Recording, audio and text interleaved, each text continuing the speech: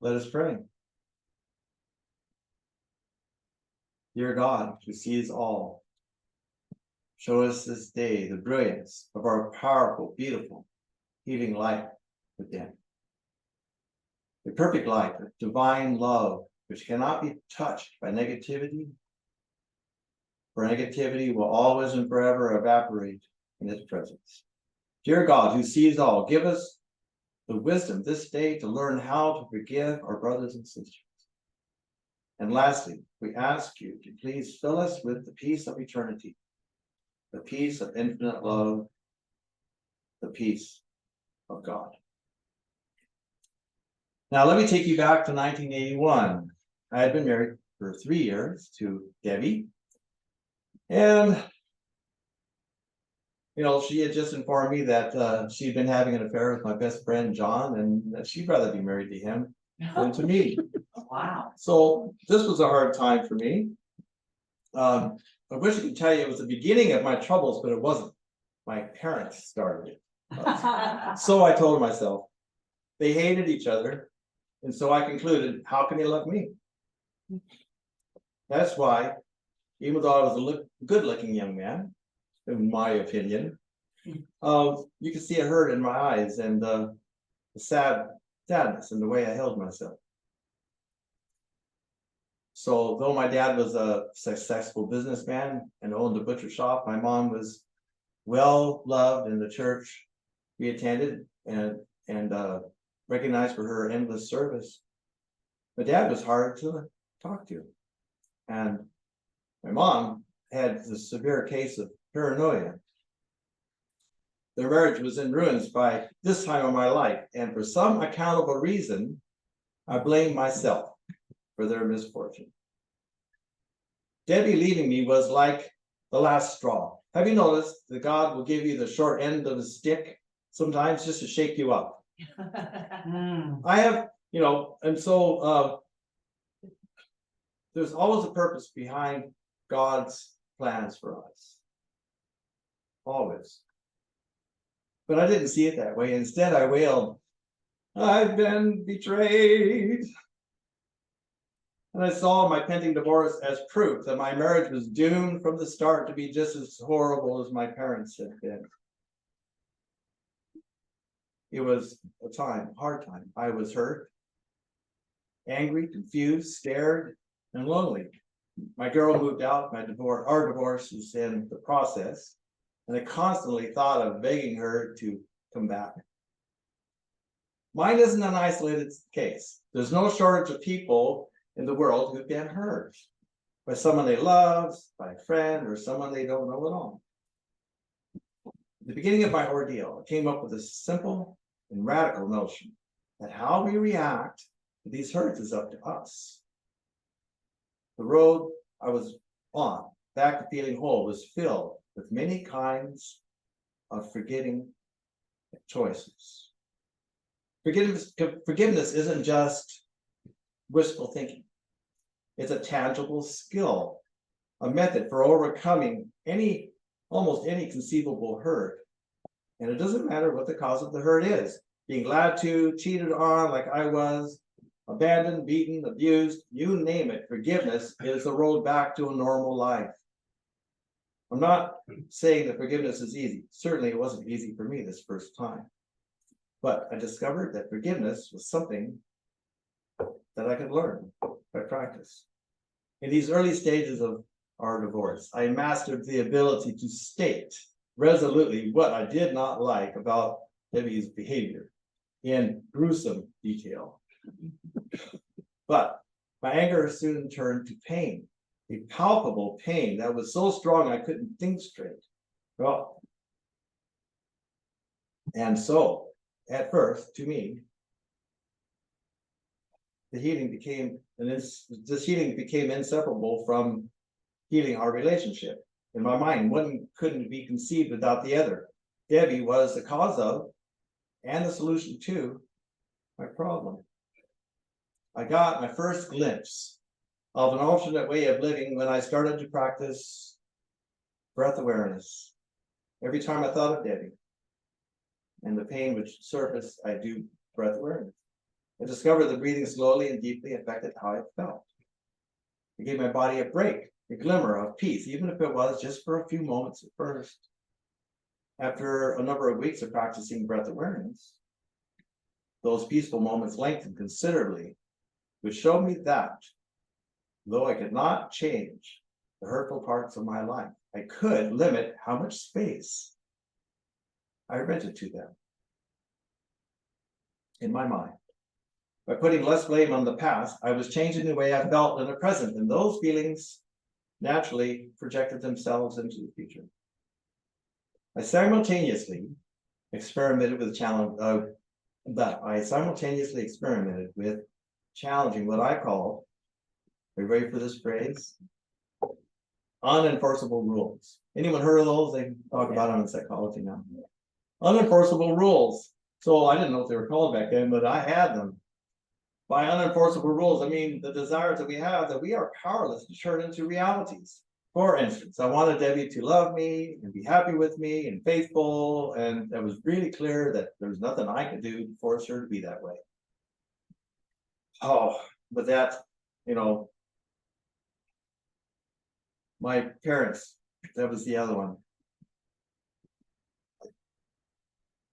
It's hard to put into words. They were their own problem. And I think children, get the idea that they're somehow causing their parents problems, but they really don't, And the truth is, my parents treated me the best way they knew how. That's just who they were, how they handled life, how they were handling their own horrible situation. Then there's this unenforceable rule, a big one, and one that most of us have suffered from at one time in our life, trying to change the past. Mm-hmm. For instance, continuing to insist that my childhood should change was dooming myself to endless blame, offense, and suffering that I could never cure. How can you cure the past? Unless you're doing an NLP. But so it's useless to try to have this unenforceable rule that your past should be somehow different. The next time you're upset, ask yourself if you're trying to change something that isn't possible to change. I set about as my personal goal to eliminate these unenforceable rules from my life and to replace them with ones that were more realistic. I was finally able to ask myself the revealing question. What do I really want? What I wanted was happiness, confidence, and peace of mind. Things only I could give or provide for myself. Not Debbie, who by this time had married my best friend, not my parents, who spent so much time hating each other that they couldn't see that they had a son in dire need. Through asking this question, what do I really want? I saw that Debbie and my parents did not have to remain in control of my life. Instead of describing that. Because of this insight, I started to work on positive affirmations. I developed some affirmations that I thought would be good for my life, describing my life in a positive way. And this is sounding a lot like Unity's affirmations and denials, right? But I was doing this decades before I ever heard of the Unity movement. I also picked up a clipboard and started journaling. That was when I started that, and I still do it. One after another, my new life goals, unencumbered by past difficulties, began to materialize. These new positive goals told a new story where I concentrated on learning about myself and approving of myself. I began slowly to make new friends, and I began to date again. Many of the stumbling blocks of my healing were falling away. My relationship to my parents improved, even though they were in the midst of their own divorce. After the 6 months required delay, our divorce was final. I ran into a girl at church at a youth gathering. Whoops. So I had this roommate. Oh, he was such a jerk. But anyways, you have to live with someone, and he paid half the rent. But he knew everyone that I knew, and we sat down together and made a list of all the girls that he knew of in our social circle that shared interest with me. So I had this list. Okay. And as the girl standing there said her name, my ears perked up. That name is on my list, I thought. And the name was Cheryl. And I proposed to her 2 weeks later. Oh, poor Cheryl. She nearly fainted. She nearly fainted and then said yes without a single hesitation. Oh. Because like me, she was already in love. Oh. So, and what, 42 years later, we're still in love. Yeah, that's great. Now, I met Debbie at a church meeting 2 years later, and I'll have to tell you first that I have face blindness. Wow. I won't know who you are unless we're well acquainted. Sorry. Wow. And Debbie walked up to me, excited to see me after all this time with that smile of hers, that I fell for in the first place. And I stared back at her with a blank look on my face. Oh, yeah. I said, "Who are you?" I want to tell you, I still smile, thinking of the look on her face. Of any, what can I say? How can he say that? We were married for 3 years, and I think, she was fatter. Maybe I was good, but her face was a little rounder. Kind of good. She was a doll, by the way. And but anyways, years later, Debbie and me are now friends on Facebook. And when her mom died, I was right there supporting her, giving her my love online. And we're good friends now. Now, forgiveness, like other positive emotions, such as hope, compassion, and appreciation, is a natural expression of our humanity. These emotions exist in a deep part of ourselves. Like many things, they require practice to perfect. But with practice, they become stronger and stronger until ultimately they can be as natural to us as anger and bitterness have been in the past. Emmett Fox had this to say. And for our visitors here, Emmett Fox was a New Thought minister in New York in the middle of last century, with a congregation of 5,000. New York could get you to do that in New York. Mom, Rosie. We don't even have 5. Do we have 5? Oh, yeah. Yeah, we do. Anyways, this is what he said. Prayer is the only real action in the full sense of the word, because prayer is the only thing that changes one's character. A change in character or a change in soul is a real change. Like prayer, forgiveness also changes us. You might say that forgiveness is a form of prayer. So let me repeat that. Forgiveness is a form of prayer. Forgiveness is our source of peace. It helps us see the beauty in all that we experience. Forgiveness, especially self-forgiveness, is the golden key to finding a rewarding life. Swami Kriyananda had this to say about forgiveness.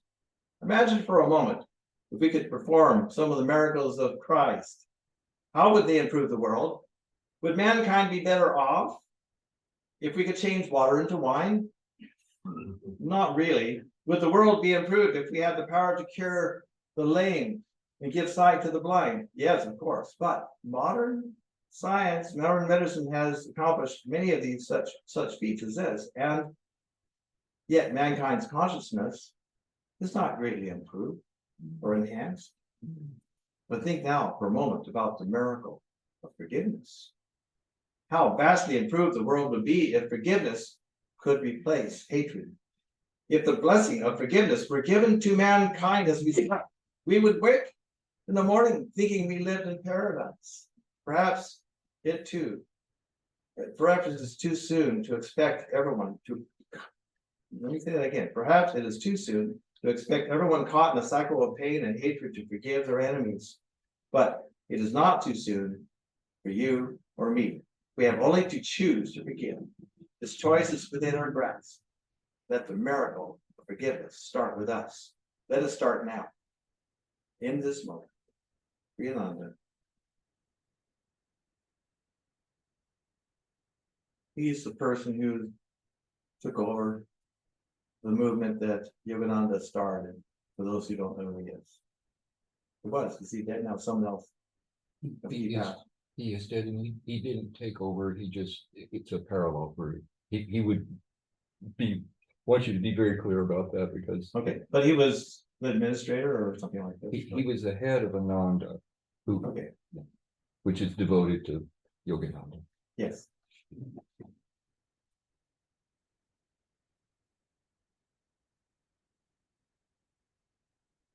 I have a story. It's about two young men who were the best of friends. In this story, there was a land far, far away which was made without hands. In this Made without land, what? made without hands, the land made without hands. Oh, That's a Masonic idiom, by the way. And so I'm a Mason, so I just brought it out here. The hand made without hands. What is that? Someplace in the ethereal realm. oh, And in this land lived a group of people who were a lot like those who Swami Kriyananda described, except they really did wake one morning with forgiving hearts. And as they went about their daily activities, and every day afterwards, they experienced their world with unclouded eyes, so that they could see each other's love and divine light as if it was the air they breathed and the light of the sun warming their faces. In this land, there were two young men who had grown a bond of love between them. It grew and grew through the long years of eternity in this blessed place. One day, they decided to travel to a distant land and live there a while. This new land was our earth. And to live there, they were told they would have to fall asleep and dream their life in this other land. They were excited to face this new experience, and even more excited to face it together. They were warned that this other world was not what it seemed, and there was great risk involved. For one thing, they would not remember their life in this land made without hands, and they would not remember each other. But the two young men, they would not listen and insisted that they would always remember each other. How could we not? Our love is so strong. They fell asleep, and in their sleep, they lived in this other world, which is our earth. And on this earth, when they met, they hated each other and despised each other. There was a bitter rivalry between them and a disregard for the other's welfare. There had never been seen two such as they, or a hatred so deep. Then one day, in the dream, one of them had a mystical experience and suddenly remembered his home made without hands, in which he had lived before falling asleep. He also saw his enemy for who he was, his best friend. And he remembered the love that they had had one for the other. From that day forward, he treated his friend who was still asleep with respect and undying love. The friend who was still asleep continued to hate the other, and even increased his hatred for him in reaction to this unbounded love he was receiving, which he only saw some sort of evil plot against him. Now, life goes on and it does not last. You know, we all die at some point, and as this man, he insisted on dreaming his hate nearly to his last breath.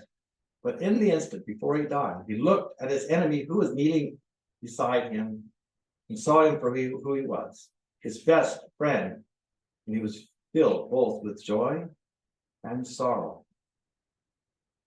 Then he closed his eyes, never to dream again.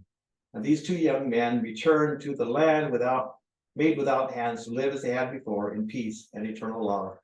But they talked of their earth life often, and so it seems the adventure had been of great worth to them after all. For meditation today, let us enter that blessed state of meditation in which we commune with God. Deepen your breathing. Take a nice deep breath. Let it out slowly. Still your mind. Put your thoughts on hold for a while. Now with a still calm body and a still mind, ask yourself this question. Who do you know? Who in your life are you at odds with, or even despise or hate, as these two young men have done? This is my challenge. Open your eyes and see them for who they are. Eternal friends who would not be here sharing this life with you if you were not like these two young men and had not shared the deepest kind of love with them in the land made without hands. Love your enemies as you would your dearest friends, for that is who they are. Love them now before your memory returns. Love them deeply, and your eyes will be open, and you will, in reality, see them for who they are.